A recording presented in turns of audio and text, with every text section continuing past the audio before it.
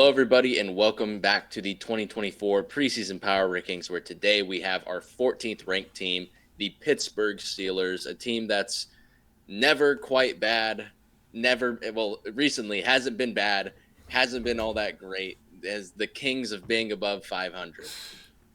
But I think this season could be a little different. I think this team's really set up for some success. They are playing a brand of football that can win games when it comes to the playoffs if they were to get there.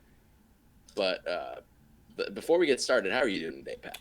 I'm fine. I'm fine. We're here talking about the team that I grew up really loving, right? This was the team that I'm not really a Steelers fan, but I'd be lying if I said that I didn't grow up loving that trio of Le'Veon Bell, AB, Mm-hmm. Big Ben, right? I have all three of their jerseys, but I chose to pull out the TJ Watt because only one of those guys is still around, and that's being TJ Watt. So yes, Steelers are definitely an interesting one. And I like that you mentioned that it could be a very different year for them because, yeah, they've been finishing 500 or better for 13 straight years. But this year it seems to be built with more of an aggressive mindset intact. And obviously, us ranking them at 14, we expect it to pay off a decent amount, but it could pay off a lot more. It could also not pay off at all, and it could be their first season finishing below 500. That's a very real possibility here. Mm-hmm. And I think we look at this culture, and it's very different than usual. It feels right. It still is Mike Tomlin, who's a great culture guy, right? One Mike of the Tomlin, best culture guys, you yeah, would say. in the I mean, history of the sport, right? yeah, Like that is absolutely. his claim to fame. And because of that, it's hard to see it going poorly.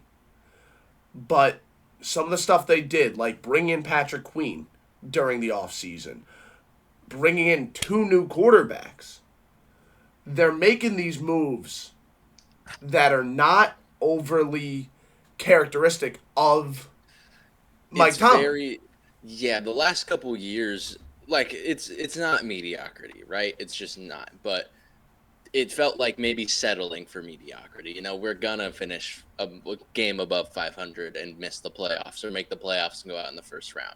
A lot of the moves made this year felt like, yeah, we're kind of sick and tired of winning 9 games every season, or winning. So let's try and make some plays that could be bad and have them finish below 500 for the first time in 13 years, or makes this team a more competitive football team once it comes to January football.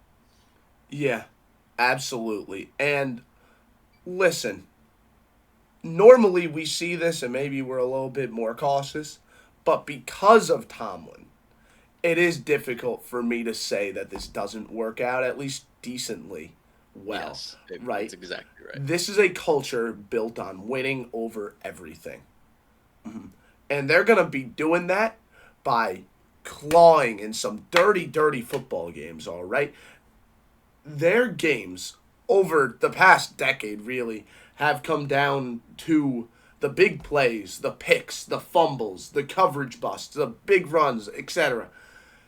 The question is always who is going to benefit from those big plays. Whatever team benefits more, that's going to be the team that wins the game.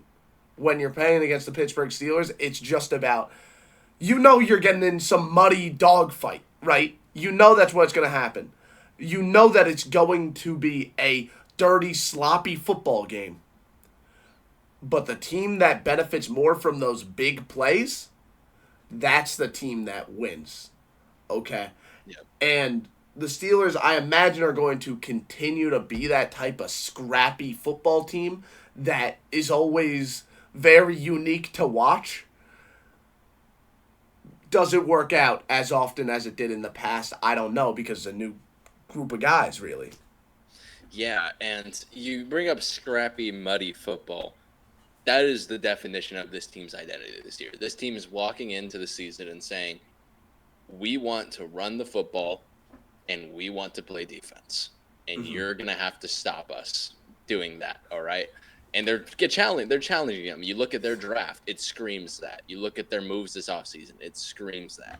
And again, that's a maybe regular season we'll see, but that is a formula that once you get to the postseason, that is a proven success.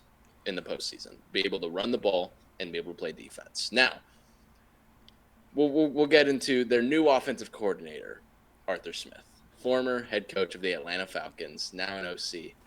Arthur Smith, the head coach, wasn't all that great. It felt like he had a little too much on his plate. Arthur Smith, as an offensive coordinator, specifically a run game designer coordinator, is one of the best in football in my eyes. When he doesn't have the freedom, when he doesn't have the freedom to say, hey, I have this really nice play drawn up. When he has the freedom to use that play specifically for Tyler Algier over Bijan Robinson, it's bad. Yes. But when the conversation ends after I have this really nice play drawn up, it's very different. And because there's someone on, above him in, the team's structure of power, being Mike Tomlin, there's going to be someone when he says, okay, let's draw up this sick play action pass and then have the main route be run by Jonnu Smith. Connor Hayward. Yeah, Connor Hayward. Mike Tomlin's going to go ahead and say, that's a cool play. But what if instead of Connor Hayward, we get Patrick Freiermuth doing it, right?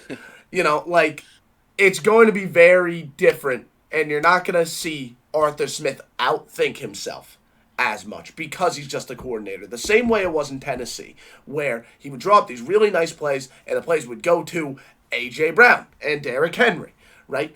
Now we're going to see these really nice plays being called and them going to the right guys. Yes, and that's what's important, is getting it to the right guys, because there were too many plays where Jonnu Smith was the more effective tight end last year with the Falcons, and she just was, because all the plays seemed to be designed for him. It was the weirdest thing ever. But it's so cool scheme-wise for Smith, because he's not a run game guy that's like locked into we're just doing so, or we're just doing cap schemes, Like he adapts to the games, he adapts to the teams that he's playing. You can see them run. He runs every type of run play you can imagine. He's a wizard when it comes to that side of the ball. He is not set on any one run scheme. He runs all of it. He's adaptable to whatever team he plays, to the players that are on his team. And it's really hell for a lot of defenses to deal with, because you're not just saying in practice, hey, it's not the Dolphins where it's like they're running outside zone. Go defend outside. They're doing a bunch of different shit, and it's tough for defenses to deal with. Yeah, and then passing the ball, it isn't as schematically versatile. It is a lot more, like you said, West Coast, right? It is over the middle, timing-based concepts. We'll do his occasional vertical shots, which I imagine we're going to see more of, because it's weird, right? We're going to get into the quarterbacks. Both of them have experience in West Coast schemes, but none of them really execute West Coast concepts well. So it's a really interesting mix there. We're going to go into how those quarterbacks kind of clash up with that. But there's a lot of other stuff to go over with the scheme, such as the fact that this is one of the few teams I don't think is going to base out of 11. I don't know if you agree with me there. No, this is a team that will base out of 12, I'd imagine. Okay. So we agree on that. They have two really good tight ends who could really contribute a lot more than a third. One specifically, I think, is going to contribute. You agree with me. We've talked about this before. He's going to contribute. Yeah. They want to be a Smash Mouth football team, and they are more of this new wave of Smash Mouth football, right? They are this kind of Smash Mouth, but Smash Mouth isn't, we're going to line up I formation with a fullback and we're going to dive all over you. No, now Smash Mouth is 12 personnel, or a lot of 12 personnel, or tight formations with a good blocking third receiver, shotgun, inside zone heavy. Kind of this new Drew Petzing wave. Yes, I was going to reference the Cardinals. If people hadn't watched our Cardinals breakdown, they do the same thing. Mm-hmm. And this is this is the new way to be a Smash Mouth football team. And we talked about the culture and how they're really changing up. What was missing in the past couple of years for Pittsburgh? They weren't a great running team, especially at the tail end of Ben's career. They really were not a great running team. and it went very far away from that Steelers culture. The defense has maintained the blitz heavy, tough football identity. The offense became way more of like this air raid type of team, straying away from the old Pittsburgh identity. Now they're getting back to that with this offense. Yeah, I completely agree. And let's just get into this offense and let's get into this quarterback room, which it's interesting. It's a real interesting piece. You got some pieces of work in there.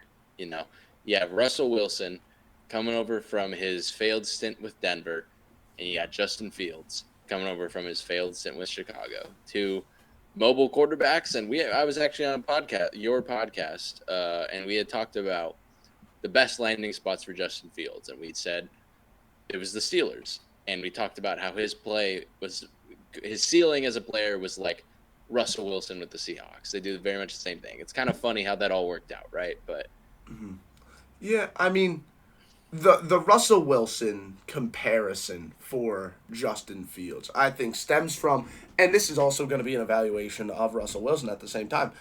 yeah, Russell Wilson, even when he was at his peak, right, he was still a very flawed quarterback, right? Mm-hmm. In terms of reading the field, didn't really throw over the middle much. He would pass up open people to go for a big play, and because he was so physically gifted and had such a nice arm that could really fire rockets with accuracy, it worked. And he extended plays and, won a Super Bowl, made it to another one, like very successful quarterback. And then 2019 came around, they really relied on Russ and that chaotic play style of his. But that's not the type of play style that's going to execute this kind of West Coast scheme. However, if you embrace the chaos, kind of like what happened in 2019 with Russell Wilson, the let Rush cook type of thing, that could work out really well for both Russell Wilson and Justin Fields, because Fields is very similar. He has all that talent, but when you get your best Justin Fields football, it's still very flawed football. It's just the good is so good it makes up for the bad.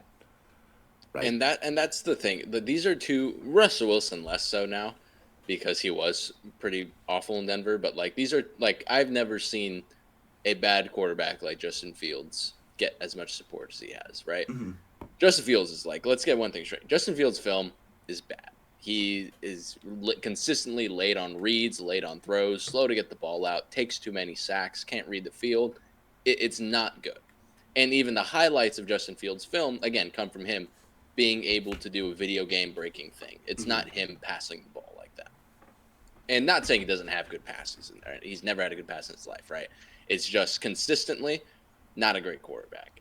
And you're hoping to, let's talk about what that offense was like in Chicago. Now, Luke Getsy, we're not saying he's a great coordinator by any means. But Justin Fields didn't make his job much easier because Luke Getsy's offense required you to get to 1, 2 to 3, required you to read. And Justin Fields couldn't do that. I think Arthur Smith is going to make this offense much simpler for both quarterbacks because Russell Wilson couldn't do that in Denver either, or throw over the middle of the field. I think it's going to be, hey, we're going to run the ball, and we're going to have these plays when we pass that here's the first read. If not, go do something. Here's the first read. It's a vertical shot. Throw it. Mm-hmm. I think that's what Arthur Smith is going to be doing. I will say Russ has been at least better than Fields at doing the read-to-read stuff. Totally. Right, but I also think if you're trying to get that backyard ball playmaking, just because Fields is younger, he can do that better. So it is a really interesting QB battle. Like, absolutely. And they are going to do damage on the ground, both of them, 100%. And when I was saying, the two of them, I more reference the middle of the field stuff because that was a huge thing in Denver. Sean Payton's offense loves targeting the middle of the field off play action. Russ was not throwing that ball in the middle of the field, man. Yeah, no. Didn't matter how open it was, he was not throwing it. So, I really want to know, who do you think? I think we're both certain Russ starts the season, unless this calf injury they have in camp is keeping him from doing it.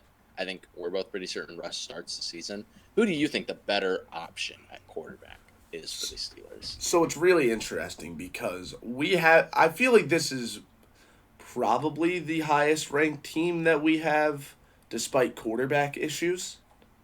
I feel like this is I Yeah, want to I would say say I so. feel pretty These are comfortable definitely. No, saying that. I can say very comfortably these are the worst quarterbacks we have in the top 14. So Yeah, yeah. I think you're right, but despite that, we have them in the top 14. What's the reason for that? Well, that's because they're not gonna. I don't think they're really gonna be relying on the quarterbacks. not at all. We mentioned earlier how this is a team that, their games get decided by the turnovers, by the big plays, that stuff.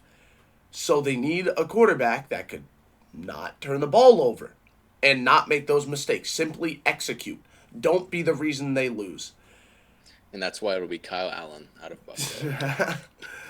But the thing is, right? I look at it, both of these guys can kind of be the reason they lose, but then you look at last season with Russ for the Broncos.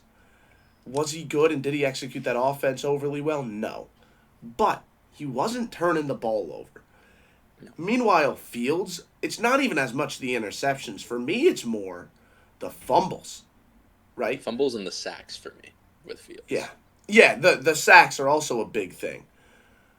Russell Wilson can still run. He can't run as well as Fields, but in order to execute this offense, you need a mobile quarterback. And Russ can finish as like a 500-yard rusher still. Like I feel very comfortable saying that. Can Fields finish as a 1,200-yard rusher? Yeah, he can, but he can also fumble 17 times, right? I think Pittsburgh is fine just having the veteran here. And I think that makes a lot of sense, again, for how this team wants to play. Ideally, I think this team would more want a point guard back there rather than somebody who likes to run around and extend the play like these two. And I think Russell Wilson's just the better point guard. He's older, he's more accurate, I think, and he is more experienced and is better at reading the field. But Now, maybe Fields impresses during the preseason Totally. or training camp, right? That could also happen. I think there is I think it's very fair to say that I think Russell Wilson offers his team a higher floor. I think Justin Fields offers his team a higher ceiling, and I think that's a very fair thing to say. I do think both of them play this season. I don't know whether it's Russ getting hurt or this team isn't right where they want to be and they want to be more exciting and they move to Fields. Or on special teams. Or on we'll get there. We'll get there. But I do think they both get play time this season. I'm very excited to see how this one plays out, and I think the preseason is going to mean a lot here for Justin Fields. If we see a lot, or Justin Fields is cooking in the preseason, I think it'd be hard for them to not start him. But we'll see how we do this. Yeah. Let's move off of these quarterbacks, and let's move to the receiving room. And the Steelers just have a knack historically especially recently, for finding damn good receivers. And this team has some fun ones. We'll start with our wide receiver one, bona fide wide receiver one now that Deontay Johnson's gone, in George Pickens. And he's such an interesting watch, George Pickens is, because he is such a physical receiver. He is one of the more physically imposing receivers in the league in the sense that he's a phenomenal blocker. And if you throw that ball up to him, he's one of the better contested catch guys this league has to offer. Mm-hmm. Now, is he the best separator? I don't think so. And I don't think he's all that great of a route runner either. But what he's able to do when the ball gets to hit, if the ball can hit his hands, there's a good chance he's going to catch it. And he'll make a play after the catch, too.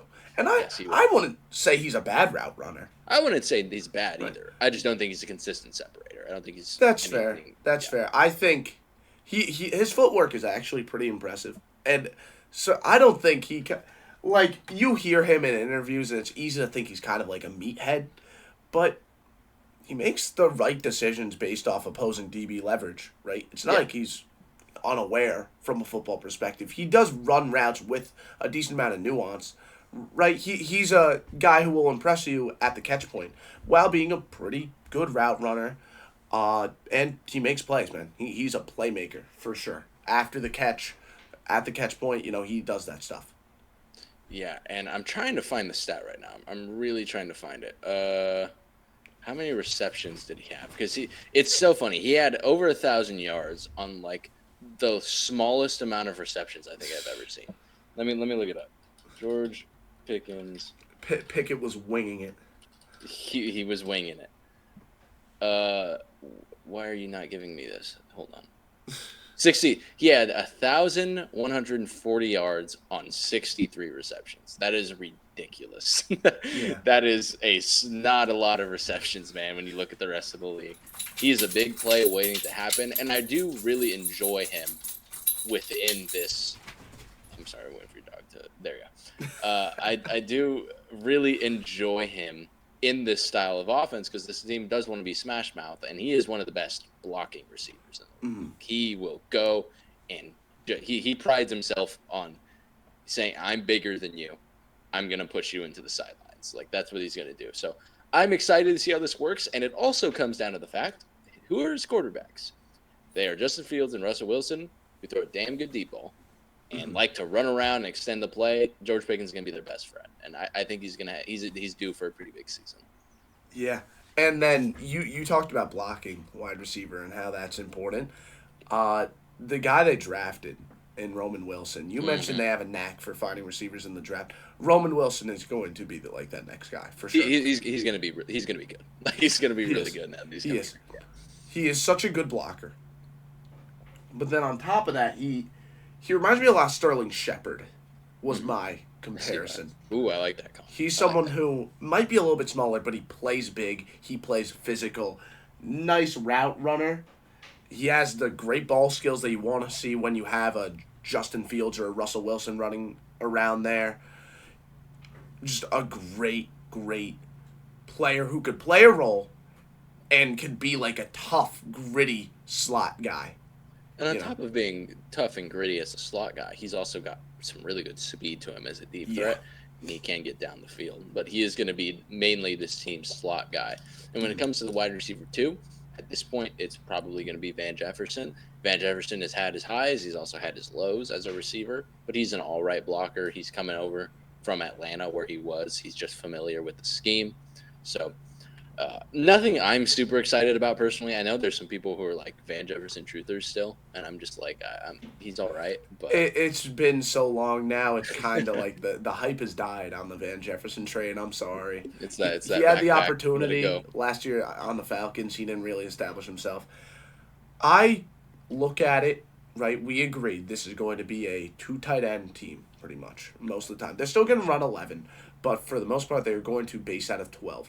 Yeah. And I truly do feel like Roman Wilson, give it like 6 weeks, he takes over the wide receiver 2 spot. Absolutely. And although he's going to start off as just a slot guy, I think he can do damage from the outside.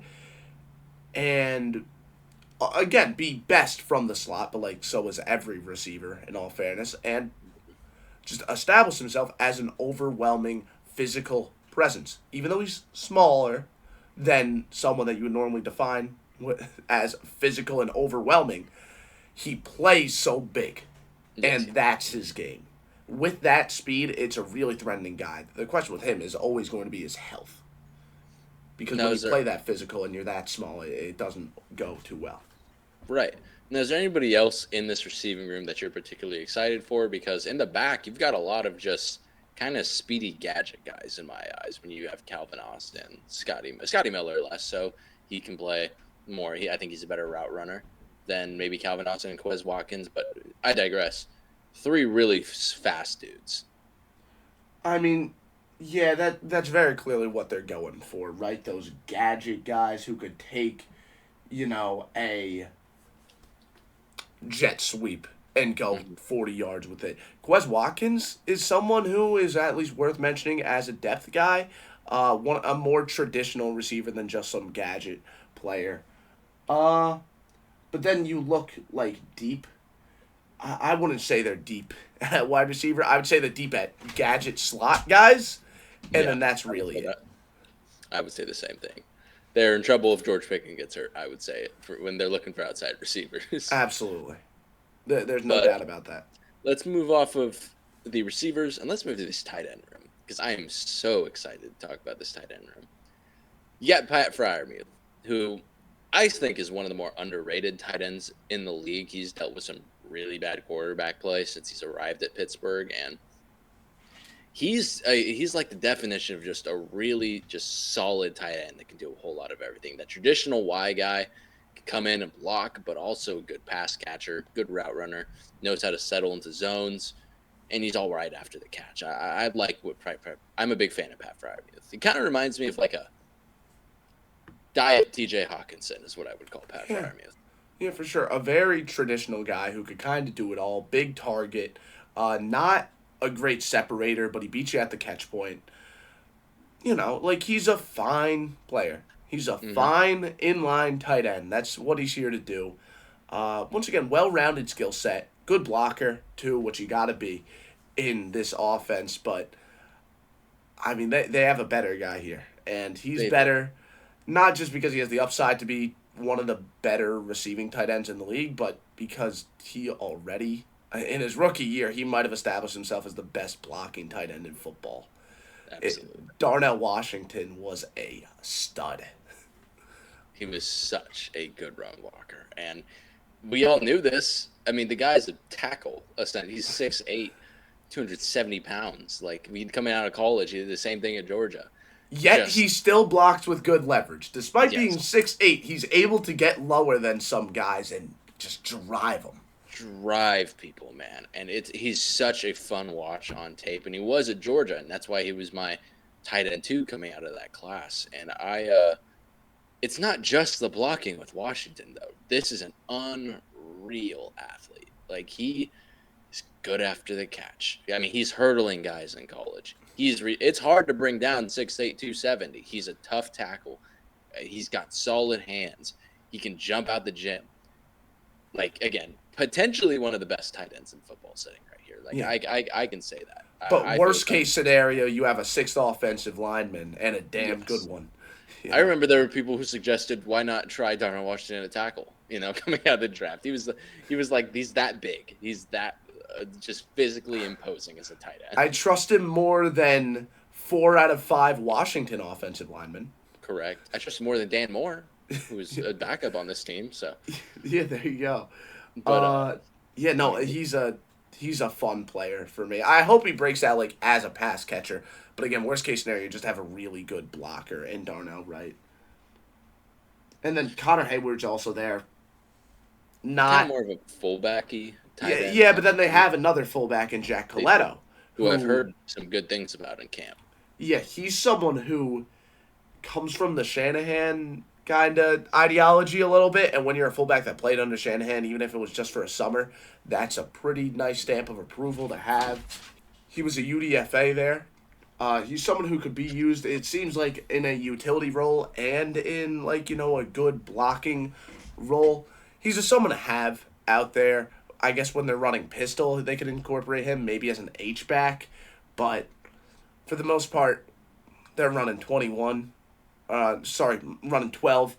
If they're running 21, that means you got to take one of those 2 really good tight ends off the field. I mean, maybe a jumbo set, 22 personnel a little bit, but I don't think Coletto's going to get an overwhelming amount of play time just because they're already a team that bases out of a heavier formation.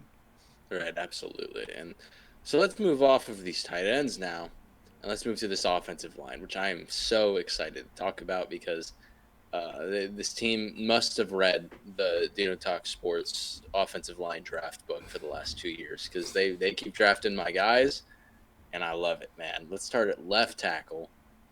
Broderick Jones is my top tackle in last year's draft. I know that wasn't the case for everybody, but I really love the upside that Broderick Jones brought coming out of Georgia. And he looked all right in his rookie season. And, that's kind of the best you were hoping for from him as a rookie because this was a developmental tackle project. And now you get this really physically imposing tackle, really great run blocker that really just needs to get better as a pass blocker with his hands. He's got fine balance. It's more of a hand placement thing for him.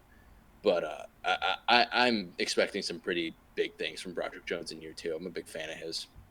Yeah, Broderick Jones, the thing that he really offers is nice athleticism. Someone that you could get out in space, right? When you're doing maybe an outside run play, okay? And you're running to the right. You could have Broderick Jones pull across the formation, and he could do it, and he'll do it well. If you're running a screen, and even if it's not a jailbreak screen, they'll still just have the left tackle, Broderick Jones, go out and block. Yep. Because he is so athletic, you could consistently rely on him to get to the second level and lay the wood, right? I think that's his greatest strength, his athleticism and consistency in using his athleticism. Right. I completely agree with you there. And next to him at left guard, Isaac Suomalo. Much more of just, I don't think he's that great of a pass blocker, but as a run blocker, I really like him. I think he's a good fit in this scheme. Just a downhill guy in his face. He's not going to push back. He's not going to be an issue at that point. And for a team that wants to run the ball, that's not a big issue. Now, That again, wants to run inside zone, and he's an exactly. inside zone guy, right? Absolutely. Very consistent with inside zone. And again, is he great as a pass blocker? I don't think so. But this team doesn't want to pass the ball. Like this is not a one on this team, right? But Isaac Suomalo, is he the best pass blocker in the world? No. But this team doesn't want to pass the ball. They don't. They want to run the ball. And again, as you said, he's a great inside zone blocker. That's what this team wants to do. It's going to work out well. Yeah, absolutely. Then we move over to center, where I was expecting it to be Nate Herbig, And then they drafted Frazier. Yeah. From what I understand, Herbig has looked like the better center in camp, and he's taking most of the first team reps. Mm-hmm. So it still might be Herbig. Let's talk about Herbig first then. Tell me about Herbig. Well, Herbig is someone who I think never a captivating name, and I'm not going to act like he's some great must-start player because he isn't overwhelmingly consistent either. But to me, I think he's someone that seems like a starter, right? Someone that could go out there, get play time, and not be completely awful. But again, when you spend a second rounder on a center that some people even had mocked in the first round, that guy is expected to start. Especially when Herbig is an overly exciting name himself. Again, I'm fine with him starting, but you could definitely do better. Oh, that is my alarm. Fix that real quick. Let me make sure that is all that is coming. Cool. I think you said it. You might have it might have caught you at the end there, but I think no, I got it said. Okay, cool. But yeah, let's talk about Frazier now. Again, spend a second round pick on him. This was a very strong center draft in my eyes, and he was my third ranked center behind Graham Barton and Jackson Powers Johnson. And I really like his fit in this scheme specifically. Zach Frazier was a former wrestler. You see that in his play as a run blocker, as a really athletic center that can get out in space, that can run inside zone plays. So it's kind of why I kind of wanted my Dolphins to take him if Graham Barton or Powers was off the board, because it is that he's a very good athletic center that can be used in those zone schemes. And again, former wrestler, you see that in his play, really good at keeping his leverage. I've heard he's struggled in camp a bit. We'll see how he goes. I expect him to start at some point this season, but Nate Herbig, I believe, is the starter as of right now. So Frazier, at least to me, represents this kind of new wave of interior offensive linemen where as inside zone becomes more and more prevalent and more of these teams are running zone concepts and gap is kind of fading away.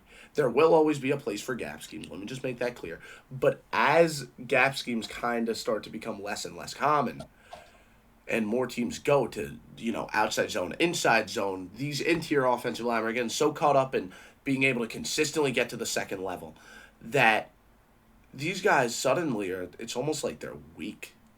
And I get it that Frazier has that wrestling background, and that's great. But even when he has good leverage, there are plays in college where he's kind of getting pushed. Like, I don't trust his anchor much, personally. Right. And for me, as a center, that's really concerning. At the center position, to me, that's like a must-have. But I know this is a team that we think wants to run everything, but I look at the skill set of this offensive line, and it makes me say they're running inside zone, and they're running it a lot. And I think his skill set fits that, but when Vita Vea is in front of you, don't expect too much time, Right. Absolutely. But let's move off of these centers now, move to right guard and James Daniels. Not some name that's going to pop off the page, but I think he's a pretty consistent offensive lineman. He's not somebody who's a liability along the offensive line. Had a fine season last year. I don't know how much he fits into this inside zone scheme personally. I think he is their best gap guy. Yeah, when it comes We to we gap, think like I'm not exactly sure how Arthur Smith is going to approach the play calling. We can't be sure until the season starts. But if he does want to go after this, hybrid scheme, uh when they're running the ball and they're running duo, it's gonna be towards James Daniels. yeah, it'll be inside zone to Suamalo and gap to Yeah, James to Daniels. James Which Daniels. hey, maybe that was his plan all along. Maybe Yeah, he's like, maybe yeah, it I could have can been. do this. But I mean, I'm fine with Daniels as an inside zone guy. Like, I don't think Yeah, he's bad at it. exactly. But it's just, his skill set is definitely built more for the other stuff. For the, Mhm. I want to down block and crack a one tech. You know, Yeah. like, that's his game. And, more power to him. Yep. And then they draft my third ranked offensive tackle in this draft, Troy Fontenot out of Washington. I loved Troy Fontenot coming out. I think this is a very, very high floor player, as well as having a pretty decent ceiling. There were some concerns about Fontenot, like should he play guard? Is he big enough to play tackle? The guy's 6'4", 317. His technique is so damn good, man. You gotta play him at tackle. He can play guard, and I think that's why he was drafted as well, as this positional versatility that they have now. But he's so damn good technically at tackle. His Fa- feet, his hand placement, the whole Fontenot package. is a better Peter Skoronsky, right? Everything that people said about Peter Skoronsky, great technique, but he doesn't have the athleticism or this or that. Fontenot is just better, right? He still isn't the most physically capable guy, but he's Yeah. definitely NFL caliber in the No, physicals, right? I think this is someone who would be like a consistent Pro Bowl, maybe even All Pro guard, and a good tackle. Uh, Maybe one day they try him out at guard, but for now, he's definitely the right tackle, yeah, without a doubt. and again, there is positional versatility here with Fontenot. So they Mm-hmm. might have struggles along the interior, and they're like, Fontenot, get in there. Yeah. Now I don't know who else would play right tackle, but Mm-hmm. they, Yeah. he Fontenot's going to be a damn good player. And Yeah. again, I think he's a really good fit for this scheme as well. I think while he doesn't have insane physicals, I think he's more than athletic enough to run Yeah. inside zone in And their so, own scheme. well, and his technique, he has a really good feel for passing guys off. Yep. A really good feel for the right lane to take when going up to the second level. It's again so much technically that he's doing well. He's not a dominant physical presence, so I think he's definitely not the greatest gap guy. But in terms of inside zone, I really do love him in terms of ability to execute that. Running backs now, super fun room. I love this room. Najee Harris, Jalen Warren, and some Cordell Patterson back there. Had to bring him over from Atlanta. But I have one question for you before we start. Who is the better back between the two? Najee Harris or Jalen Come on, Warren? man. This is the one question like I was really hoping you would never ask. And I've mentally been preparing to answer this because it's like, why can't it just be both? Right, Why can't it absolutely. just be? Why can't this But you team have to be ask. basing out of 22 personnel? Mhm, How about that mhm. with both running backs? Run that two back scheme, one wide receiver. Because the fact is they have two guys who are good, man. Najee They do. Harris pisses me off a little bit because he's like so physically like big and he's a tough runner, but he chooses to run like he's Le'Veon Bell instead. Yep. But it felt like once Jalen Warren came in as that more scat guy who could also run tough when needed, I think that made Najee look in the mirror and notice, okay, Warren is more of the elusive open field guy. Now I'm gonna be like the power guy. And there still are times where it's just like lower your shoulder and run through the damn A gap, man. Yeah. But when he does do the right thing, lower his shoulder and run through the damn A gap, he does it well. He Yeah. does it well. It's very nice because you have this power back that runs elusive in Najee Harris, and then Jalen Warren is the scat back that runs with power. That runs with power, man. Yeah, and he runs through tackles because his center of gravity is so low. But again, normally that's more of a bad thing, but for whatever reason with Pittsburgh, it works. Like I'm saying this in a nice way. I know it Yeah. sounds like I'm like, just realize what you are as a running back, please, but it works for them. Like, it's not to an extent where Najee Harris is repeatedly making these stupid, stupid cuts instead of running through the A gap or running through defenders, although there are occasional times. Yep. But it's also not just one dimensional runner. Like, neither of these two are one dimensional. There are times where you wish Jalen Warren would try and just beat a guy to the outside instead of cutting back in and taking on a linebacker. But he ends up breaking the tackle from the linebacker, so it doesn't matter. It's a nice balance for both of them. And I think they found just the right amount of difference from what should be their play style to make it work. Yeah, I absolutely agree there. I thought Najee Harris got better as the year went on last year, specifically when it came to like playoff time or near playoff time. I think Brett Coleman just posted a very good video on underrated players in the league, and he talked about Jalen Warren. Jalen Warren is a very underappreciated player, man. What he does as a runner, not only with the fact that he's elusive, but plays with power. He's a great pass catcher, and on top of that, he plays with a lot of great vision. And I think that's a really good fit in this inside zone scheme. That, well, again, we don't know what he's going to run, but they do. He has run inside zone quite a lot. I think that's a good fit here. We don't have to answer the question of who's the better of the two, because Arthur Smith, as we know, loves using two running backs. He took Bijan Robinson out maybe a little more than he should have, but you've got two players now that it's not Bijan Robinson and Tyler Algier that we're working with. These are two players on very similar skill levels, probably. Well, different skill sets, but skill as players, very similar levels. And they're going to get their splits. They're going to get their due diligence. I think this run game is going to eat. I think these two are going to do so well behind this offensive line and the running schemes that Arthur Smith's going to cook up. But behind them, there's also Cordero Patterson, who can play receiver. Arthur Smith's favorite player. Arthur Smith's favorite player. And he will continue to be Arthur Smith's favorite player. He's going to get his carries. He's going to get his jet sweeps. He's going to get his screens and receptions. That's what's going to happen. Will he have more yards from scrimmage than Jalen Warren and Najee Harris combined? That is the big question. We're talking about it like it's Najee Harris and Jalen Warren duo committee backfield. No, this is Cordero Patterson's backfield until Arthur Smith does not give him 8 screens. So the reality is, though, I mean, how many running back duos do we think are better than Warren and Najee? I don't think there is one. I mean, maybe Seattle.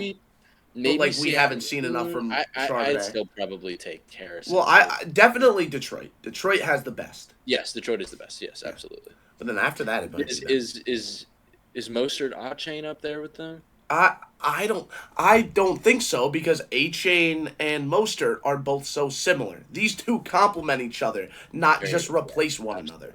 Absolutely. I mean, maybe Keaton Mitchell with Derrick Henry?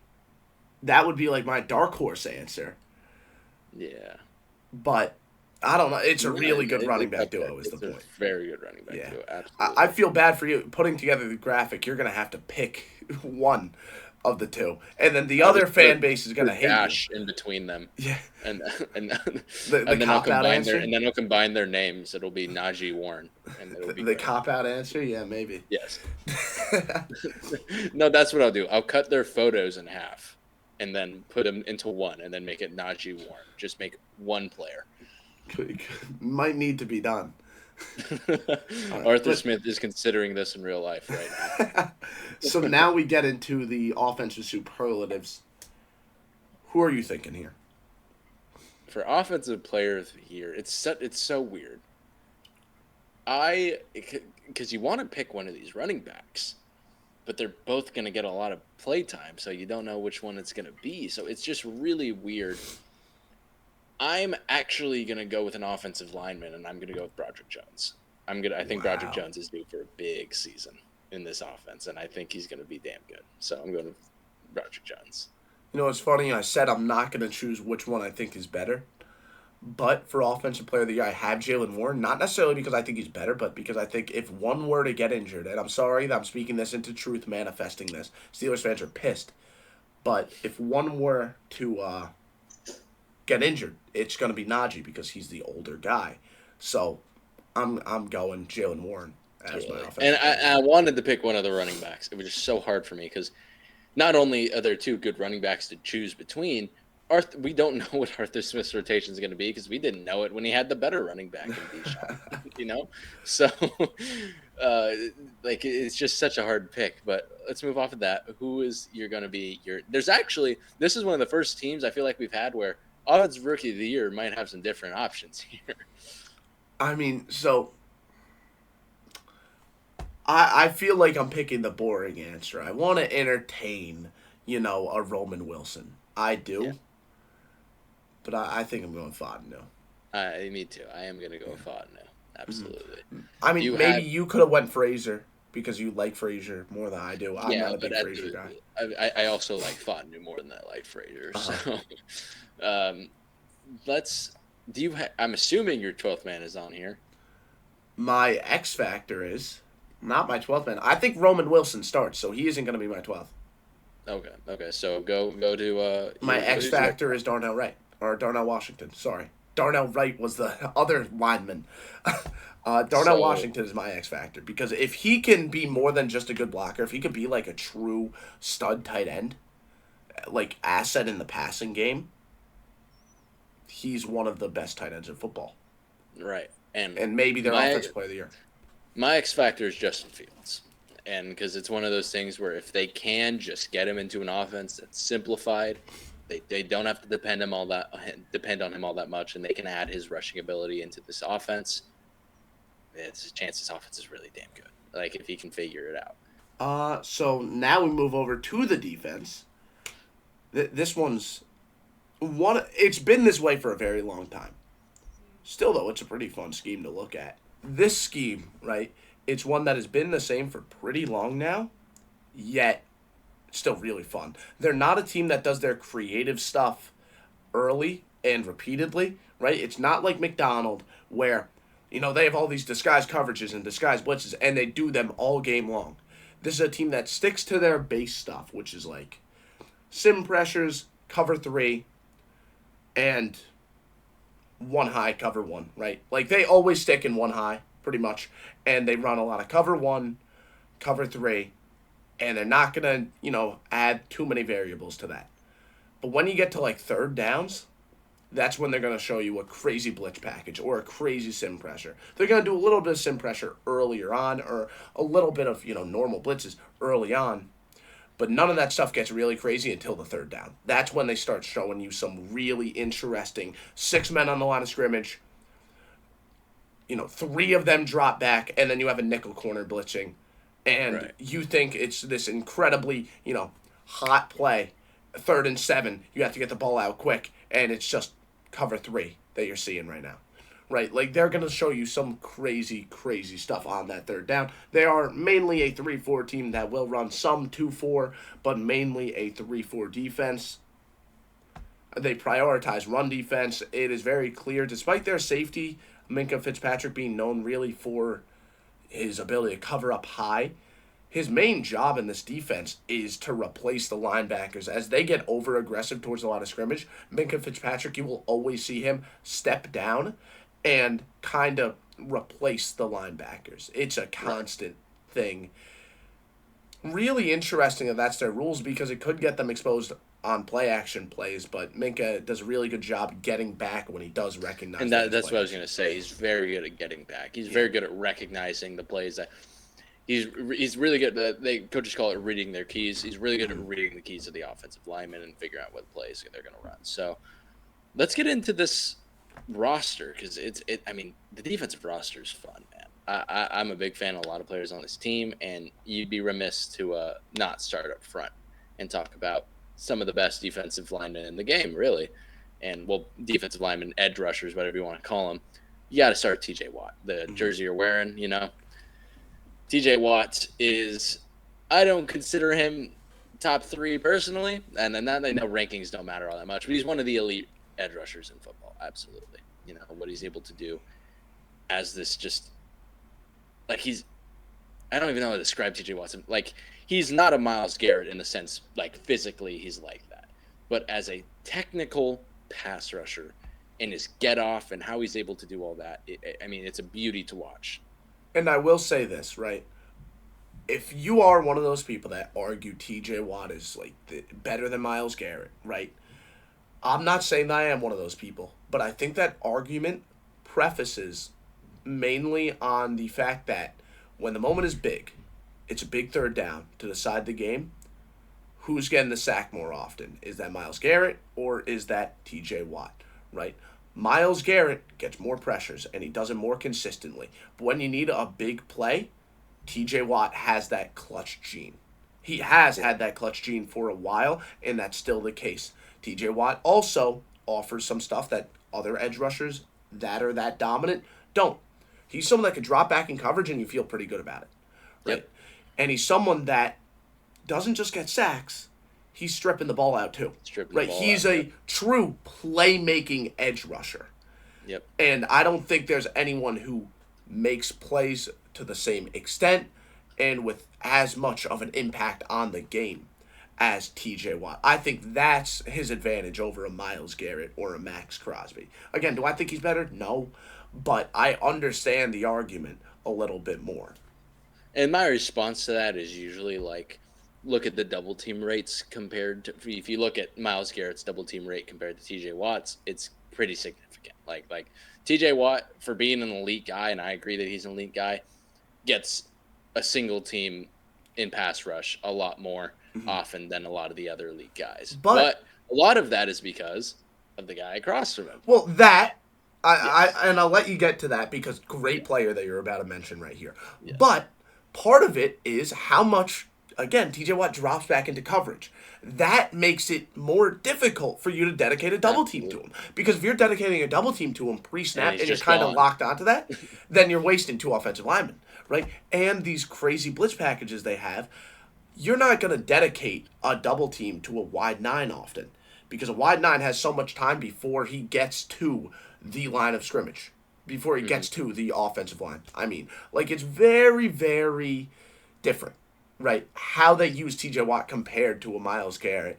The difference between a 3-4 outside linebacker and a 4-3 edge, it's becoming more and more mixed now, and it really seems like everyone's kind of playing this hybrid role. But there still is a decent difference. And the fact is, TJ Watt is playing the edge position very different, so the comparison isn't overly relevant. But if you are making the comparison, despite what NFL Twitter is trying to say, with everyone being a biased Steelers fan, apparently, there's a little bit more of an argument than I feel like people are acting like there is. Right. But as I was saying, a large reason he gets those single teams too is it's hard to do that when you have another really, really damn good edge rusher across from you. Maybe not in the elite tier, but I would argue Alex Highsmith is a tier 2 edge rusher, man. This guy is fantastic, and they make up probably the best edge duo in the league, man. Mm-hmm. Yeah, and he's another guy, can drop back in coverage, which makes when you have two guys that could pass rush that well, while also being able to drop back in coverage and be very solid there, that's really threatening when you're going to run this much cover 3, this much cover 1. I mean, it allows you to do some really crazy and unique stuff, right? Highsmith, he has a relentless, never-ending motor. Never-ending motor. And he has power, too. He's rangy when he drops back into zone. Like, he's a really talented, high-caliber player. Having him as your complimentary guy, oh, my Lord. That's not fair. Like he's the edge one on a lot of teams. Oh, man. yeah. He absolutely is. He is the top of the tier 2 edge rushers. Mm-hmm. It could be any given season now that he ends up being, like, just for even, I'm not saying he'll be a consistent elite guy, but he can have a truly elite season. He's that caliber of an edge rusher. And then on the interior, I mean, there's still some people to rave about, man. We'll start with Cameron Hayward, the veteran that's been there a while, aging like fine wine, still a really damn good player. You're really only worried about injury-wise with him at this point because he is getting older. But I really want to talk about the young guy next to him who had a good season last year in Keanu Benton. A player his size, right, should not move as quick and be as flexible and as just that as good of a pass rusher as he is. I'm super excited for the Keanu Benton breakout. I think it's going to happen this year. And when you have to worry about those two elite edge guys, you can't just like Keanu Benton's going to get a lot of one-on-ones with a lot of not great guards. Yeah. And he's going to do really well. Listen, it's really difficult to find a better front four than those guys that we just named, right? It's very, very difficult. Some of those guys are older. Some of those guys are younger, right? I mean, Cameron Hayward got drafted in 2011, but he's still a dog, right? Yes. And then when they want to run that 3-4, they run a little bit of 2-4, and that's when you'll see this kind of 4-down front that we just mentioned. But when they want to run the 3-4, they have someone else they can throw out there, and he's not anywhere near the pass rusher that the other guys are, but Larry Ogunjobi, he still goes out there and he stuffs up gaps, man. And when that is the weak link on your defensive line, like, it's very difficult to say there's better defensive lines in football. Absolutely. It is. I mean, this is a stacked unit right here. I mean, how do you run the ball against this? How do you pass the ball against this? It's a scary, scary team. I absolutely agree, and we'll move up from the up front, and we'll move to the linebackers playing behind them, the off-ball guys. And they just signed rival linebacker Patrick Queen, now on the team. How do you feel about Queen? He's a guy that really wasn't good early on in his career, and then gets with Mike McDonald, doesn't have to play that Mike role because Roquan Smith gets to play it now and is more of that will linebacker, and got a lot better. I still don't think he's overly. Okay, you go first. Well, so you're going to be a lot more negative, but I'm going to start with. The I'm not going to be super negative. Based off of the half of a sentence you said, it sounded like you were going to be really negative. No, not really, but we'll see. So Patrick Queen, he is not what he was advertised to be coming out of college. He was supposed to be a really good coverage guy. Not his game. That is not his game. But I just want to preface. That's essentially what I was going to lead to. Yeah. It's his game is not his coverage stuff. However, I think what people need to understand about inside linebackers, there might be like 7 inside linebackers in the entire sport that I really like as run defenders and really like as pass coverage guys. Like, it just isn't a thing. Like, I'm sorry. It is the most difficult thing. Fred Warner, C.J. Mosley, Quincy Williams, crazy 2 of them are on the same team. Demario Davis, like, those guys are the anomaly, not the expectation. Okay? Patrick Queen is a really good run defender in terms of someone that could shoot gaps, read the blocks. He does a very good job as a run defender. In coverage, not very good, but still.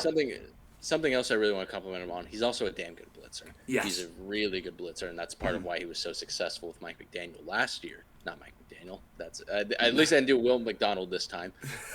Mike McDonald. But the only thing I was gonna say is, like, he is a traffic cone in coverage. Like, he's bad. I always have the photo because I'm friends with some Ravens fans. There's a photo that always floats around, and it's a red arrow pointing at Patrick Queen and just says, "What does he do?" And people post that every time there's a coverage snap for Patrick Queen. Yeah, he's a true cone.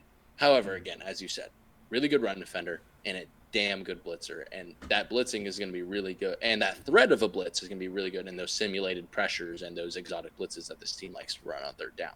Mm-hmm. But next to him, the projected starter, because Cole Holcomb is on the PUP list at the moment. Yep. Landon Roberts, and I'm a simple man. Landon Roberts is a C-gap, hit man with football. That is a Landon Roberts play style, and I love it so much. He's another thumper, man. He plays a similar role to Patrick Queen. Yes. Yes. But the thing is, you just said it. You want to get the most out of Patrick Queen, you got to have someone that can play that Mike role. Yes.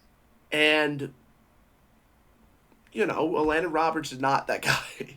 Very simple. He is not. He is, again, run defending linebacker, and he's damn good at that role. He's a damn good run defender. Yeah, but that's just another Patrick Queen, and that's the problem. Now, Cole Holcomb is a little bit more of a middle ground, a little bit more, still not great at it. But here's what I've understood. I'm pretty sure Queen is the Mike as of right now because of Holcomb's injury, which Don't worry. I know what you're going to, and I'm gonna rave about the guy because Well, no, yeah, and I am going to. But before I say that, because you did use the word Mike, and I kind of just tried to piggyback off of that. Fact is, different teams want different stuff out of their Mikes. Steelers seem like more of a team that wants the run defending, blitz heavy guy to be their Mike, and that's why Patrick Queen is going to be the Mike. Landon Roberts would also be a Mike. But the point is, to every big thumper linebacker, you need to have your coverage guy. And for a while, they didn't have a coverage guy. Then they drafted Peyton Wilson. And Peyton Wilson is a coverage guy, Yep. man. You want to talk about big? So I talk about this, I feel like, every time we talk about linebackers. But my philosophy when it comes to drafting linebackers is you draft the really athletic ones and you develop them, and hopefully they're good in like year 2 or 3. Peyton Wilson is an athlete, man. This guy can run. He's one of the fastest players in the draft at linebacker, man. And you see it on tape. You see it in film. You see him as a blitzer. Now, here's the concern with Wilson. For one, he does have injury concerns. That's part of why he went so late. He was my top linebacker. I loved Peyton Wilson coming out. But here's the other thing with Wilson. As of right now, not the greatest run defending Mike linebacker. He's a guy that he gets engaged with and he can get pushed around. He could get thrown. He has gotten thrown. Yes, he has been thrown. Absolutely has. But we'll see how much he plays year 1. I expect he'll come in on passing situations because he is the best pass coverage linebacker in this room by a pretty significant margin. But we'll see how much he plays year 1. But this is somebody they've drafted also to like hopefully put on more weight and hopefully develop into the, because he has the athleticism to be like a top linebacker. He does. It's just a matter of can he put on some weight and can he get some play strength to be a good run defender. But it's really interesting because everything that we said right there, we could also say about a Roquan Smith. You know, Roquan Smith gets engaged by blockers. He gets thrown. Like that. That's the reality. But it doesn't matter if he's running around blockers. It doesn't matter if he knows a little bit of moves. You know, Peyton Wilson has a lanky frame. You know, it's difficult to get your arms on him. Yes, it is. This could be a really unique Batman and Robin type of situation in the Steelers linebacker core, making that front even more dangerous. Yeah, no. If you can't tell, by the way, I've raved about every player they've drafted in the last 2 years. I'm a really big fan of how the Steelers have been drafting these last 2 years. I loved both of these drafts. But is there anybody else you want to talk about in the linebacker room? Or no, let's get to the negative part. Yeah, let's get to the secondary now. And you know, this isn't like when we get to the negative part. We just did the Vikings. Spoiler alert: Vikings secondary is not good. Like at all. This isn't that bad. Yeah. It's not a great secondary. Joey Porter's good, right? Let's start it with the good parts, right? Joey Porter was good last year as a physical cornerback when they were running, cover one. He did a good job in man, and he was a fine zone guy too. Like he was a good player for them.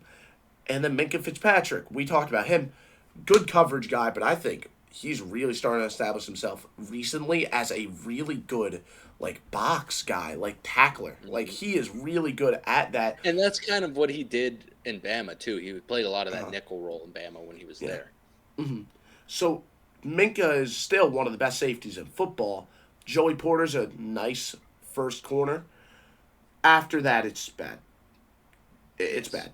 You got Dante Jackson, as of right now, listed as the other starting corner. Not good.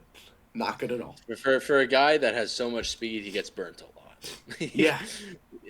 Yeah, for sure. And then at nickel, Corey Trice they drafted, who might play nickel. So I liked Corey Trice coming out of the draft, right? I saw him more as more of an outside guy rather than nickel. So it's really, I see him more as the kind of if Dante Jackson's bad, which I fully expect Dante Jackson to be bad, Corey Trice comes in. And I still think Corey Trice can be good. I thought he went way too late. But it's really, their nickels are not good. Now, this team does run a 3-4. They're not going to be in nickel a whole lot, right? So it's not some huge deal. But it's really mainly to bring out the fact of this team doesn't have depth. This team is a Joey Porter injury away. from being like, oh God, we hope Corey Trice is good, and the other side of the field is going to be quite bad. You know what I mean? Yeah, and then the other safety is Deshaun Elliott. As a Miami Miami legend. fan, Miami legend. what's the feeling? You know, he's not like awful, right? Like he's not, but he definitely had his issues last year. And here's the thing: players leave Miami often and get better.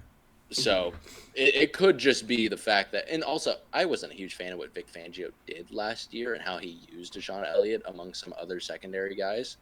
So maybe the Steelers have a better use for him. I don't think he's an exciting player, but I also don't think he's a liability. Yeah, that's fair. That's fair. So now defensive superlatives. Defensive player of the year, we have the same guy, don't we? I mean, it's TJ Watt.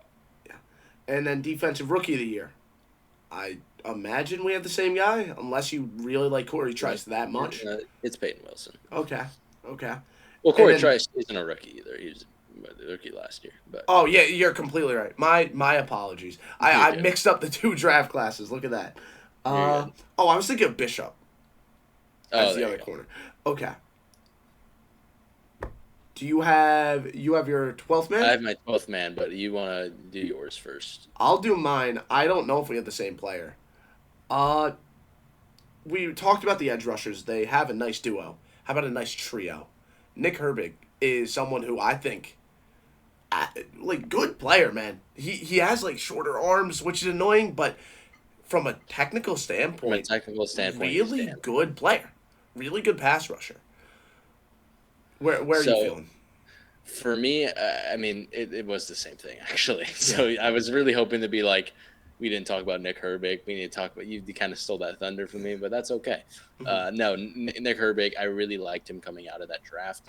Again, another player the Steelers have drafted in the last 2 years that I really liked coming out of that draft. So this team's doing something right. Yeah. Yeah, and listen, the good thing about Herbig is he's someone that could drop back into coverage and do pretty well. He's the true hybrid 3-4 outside linebacker. He's not the best run defender, but as a third down specialist, I like him. And that's what a 12th man needs to be. So now we get into special teams. I think we all agree Cordell Patterson's the returner. In terms of other guys, Quez Watkins has experience. Calvin Austin could go out there. Calvin Austin can do it. And it's also very possible. This is the guy who started this entire quarterbacks on return thing. Justin Fields has gotten reps as a returner. Now, he's been adamant that he will not be doing it. I tend to disagree. I think if he is not playing, they're going to have maybe not a consistent returner, but have a play or two dialed up where he is the ball, and he's either going to throw it back or take off. Mm-hmm. And that's exactly it, right? What does putting a quarterback out there really provide? I mean, he might be one of the just straight up best athletes with the football in the NFL. So maybe that's why. And maybe it's just that simple. He's just that good of an athlete. Or maybe they really do want to experiment with get him the ball, he laterals it across the field to a Cordell Patterson, right? Maybe they do. Or maybe they just want to be able to threaten teams in that way. I mean, it's really interesting to see what they could potentially do with a Justin Fields out there. Then, kicker and punter, Chris Boswell has been very solid for years. Solid guy. Yep. Cameron Johnston, good punter in the past with Houston. I don't see why that change in Pittsburgh. It's a pretty mid group, but that's fine. You don't need to be overly special. Yeah. In terms of special teamers, Tyler Matakovich has been a good special teamer for them for a while. He's contributed in many different facets of the game. Miles Killebrew is a guy that I want to mention for sure, though, because he's someone who, as someone on the return team, he does damage. He is like the TJ Watt of their punt return team. Because he goes out there, he blocks punts, and he does really well. And he forces punters to get the punt done quick. You see Killebrew on the field, you're instantly saying, okay, I don't have time here. I got to get it done. Killebrew is a really nice... I question whether or not they should start putting him out there on third downs just as a defensive lineman, because he is that good at getting past people, right? He does a really good job, Miles Killebrew. And then some other guys that could be a nice blocker, McCole Pruitt and Connor Hayward.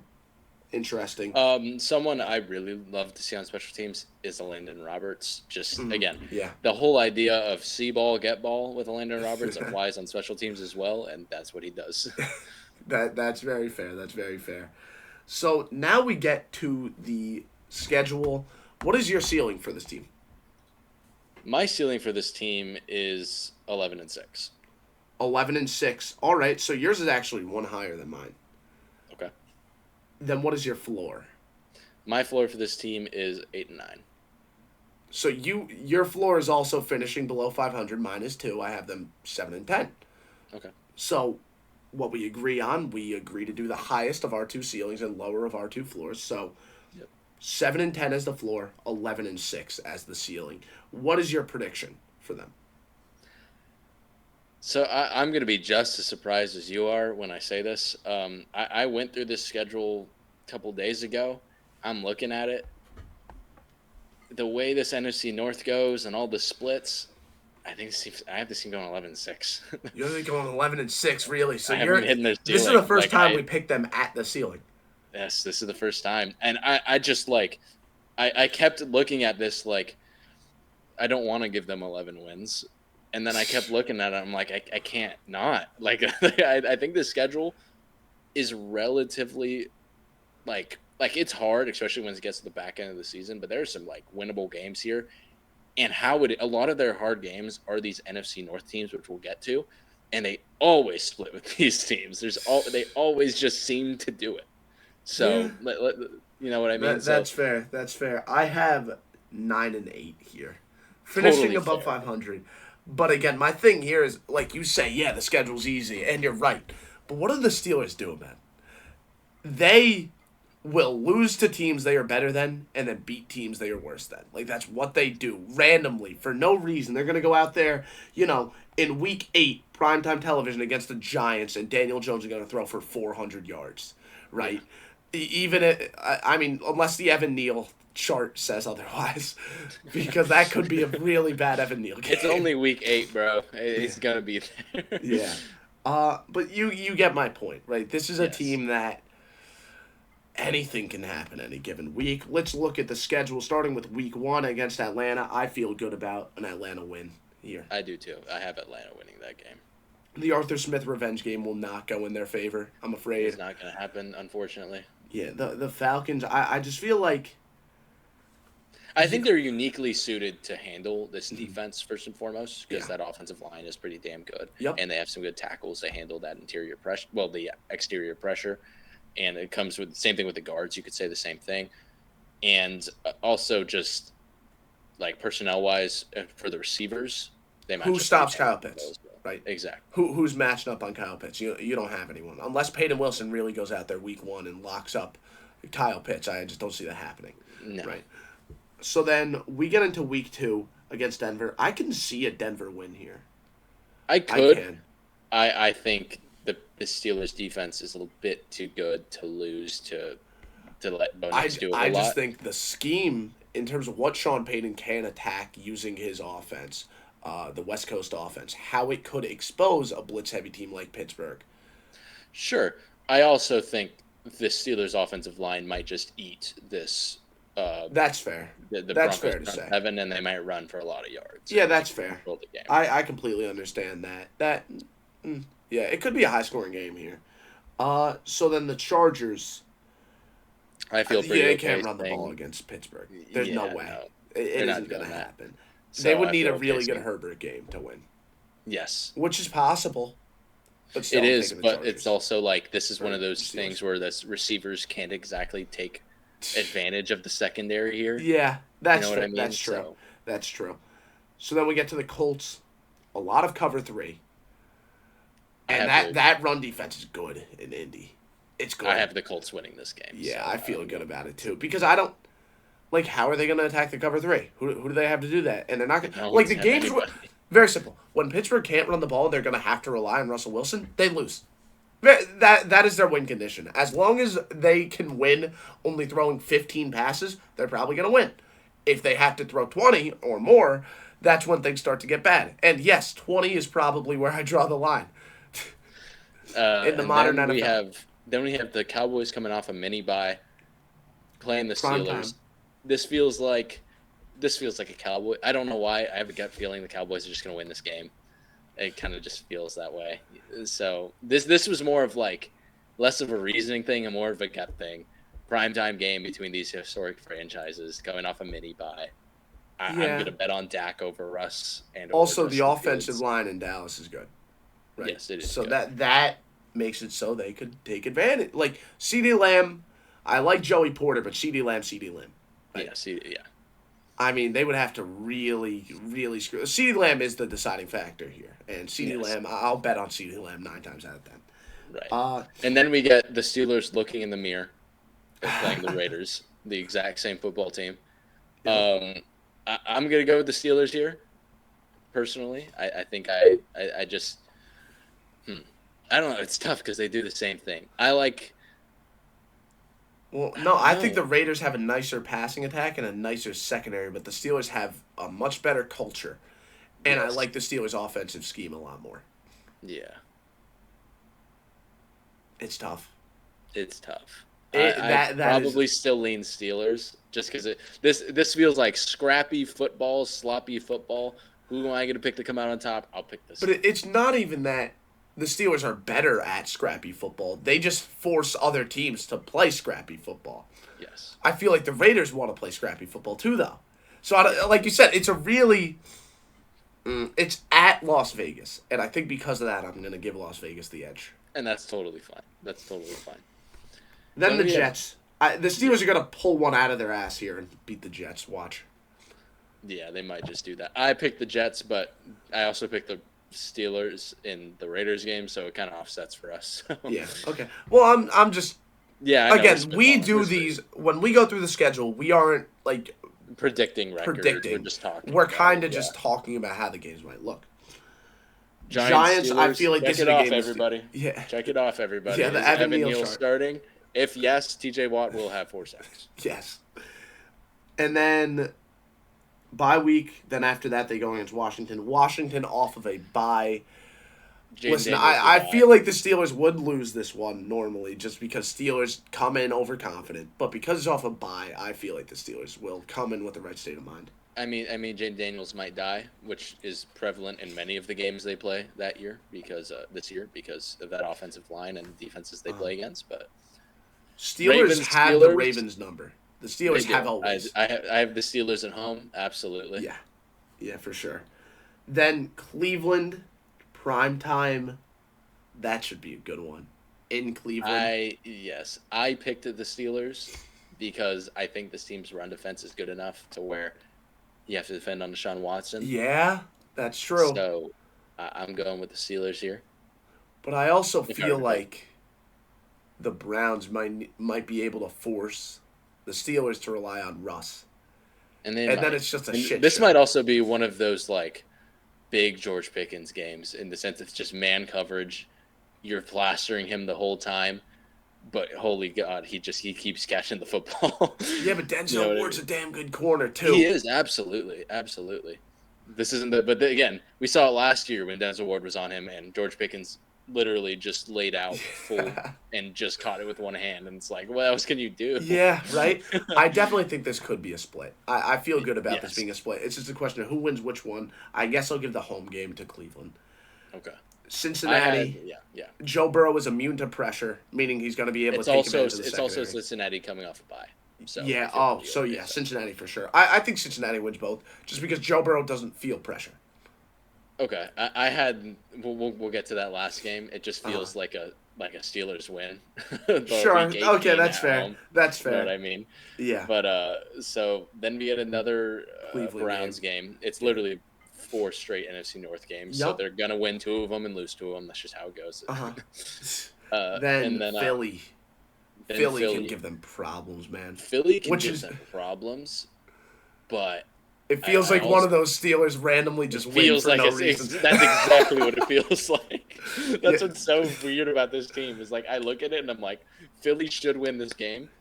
It feels like Jalen Hurts 3 interceptions and Russ exactly touchdown game. AJ Brown ball like between the hands and it ends up getting picked off. Patrick Queen's only good coverage snap the entire season. Yes. Like I that's fair. So then Baltimore again. The Steelers just have Baltimore's number. I feel like Steelers kind of cook them both games. Yes. Then the Chiefs kill them constantly. Also on Netflix. That's awful that they're doing that, but whatever. This game is exclusive to Netflix. That is evil. That's evil. Yeah. What are we But talking about? yeah, it's Wednesday night football. Oh yeah, there we go. Well, I just want to say one thing about that Chiefs game in particular.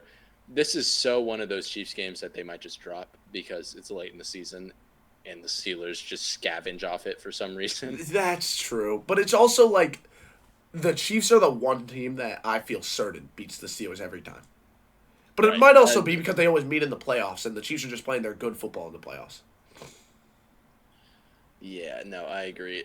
Oh, by the way, I think I messed up because I definitely picked one of the teams I picked in my record prediction did not do the thing I asked. So my record prediction is actually 10-7 rather than 11-6.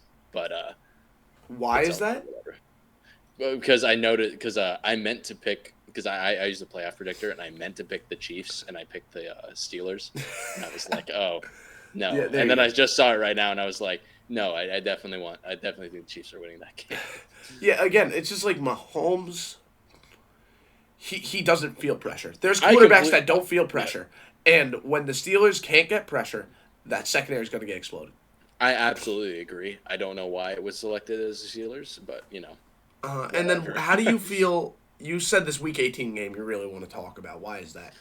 It's just not that I really want to talk about it. It's just because I know we talked about pretty confident about the Bengals winning both. This feels like one of those games. In my scenario, would be Steelers is on like they need a win to get into the playoffs. It just feels like one of those. That's They fair. just end up winning it. Like it comes That's down fair. to they need If to the win. playoffs They are need to on the win. line, yeah, Playoffs are on the line. Tomlin's gonna coach this team. It's just that's whatever. fair. Anyway, that's all here. Why don't you go ahead and wrap it up? Yeah. Thank you, everybody, for watching this installment of the 2024 preseason power rankings. If you enjoyed the video, please feel free to leave a like and subscribe, a comment, whatever you want to do. Keep in mind that the evens come out on my channel, like this 114, and the odds will come out on Pat's channel, which I have linked in the description. And thank you all for watching. We'll see you in the next one.